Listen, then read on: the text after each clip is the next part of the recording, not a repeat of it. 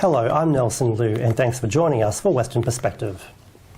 Well, the coronavirus continues to rampage throughout Australia and cases continue to spike, but there are many arguments as to what should be done to prevent the pandemic from spreading.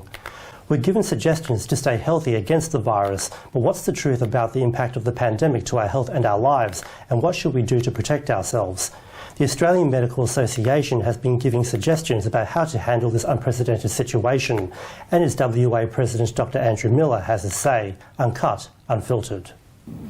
Hi, I'm Dr Andrew Miller, President of the AMA in Western Australia, and I really appreciate you taking the time to just sit for a couple of minutes and listen to where my head is at, where our head is at as a profession, because there's been so much noise going on about this topic, so many messages out there, so much confusing and frankly anxiety-provoking information that I just want us all to take a minute, step back, put it all in context so that in our response to this we don't make the situation worse than it needs to be.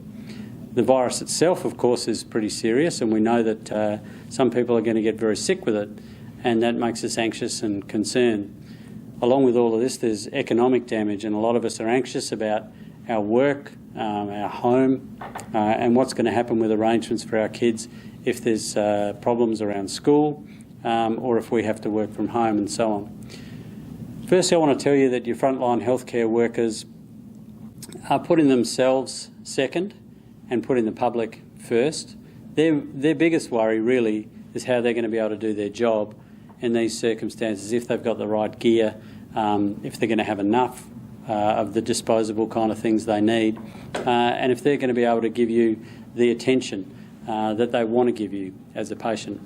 So I think as a community it's going to be great to be able to have some initiatives to get behind and show our support for those healthcare workers.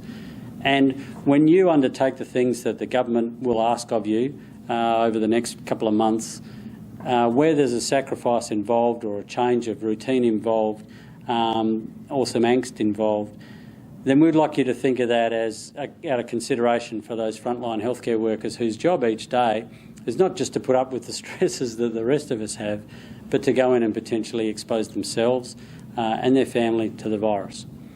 Some of you watching this will be healthcare workers, and we want to assure you that the community that we're building amongst the medical profession and the nursing staff and the allied health and all those other great people, the admin, the orderlies, the cleaners, everyone who holds this place together, that we call a health system, whether it's in general practice or in the hospitals, we're going to hang together as a community and support one another.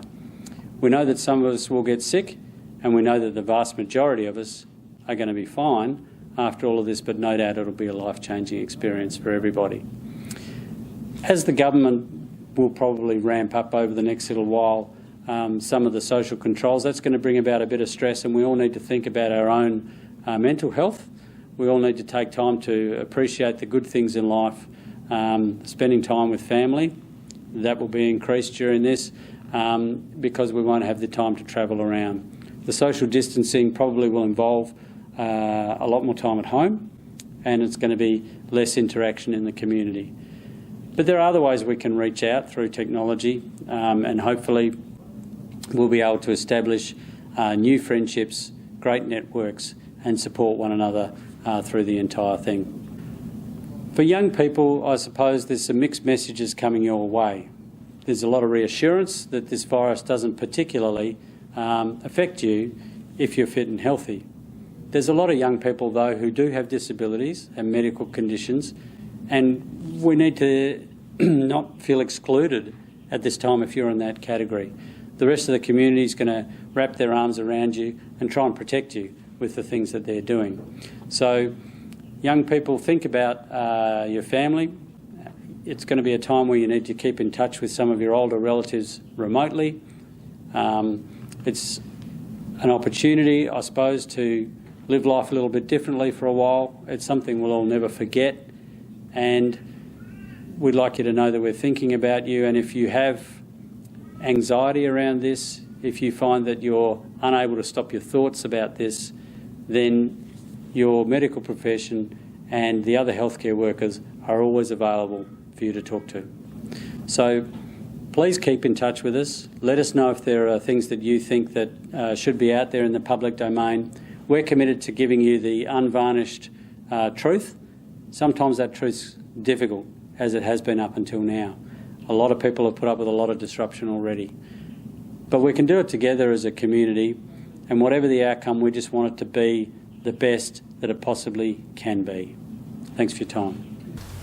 And that's all the time we have for this week. Thanks for watching. We'll be back again next week, but until then, it's back to you, Ivan and Sarah. Thank you, Nelson. And that's our weekly news and current affairs. We have the latest news on the website and social media pages. Until next Sunday after 8 p.m, thanks for watching, look after yourself and have a pleasant evening. Take care.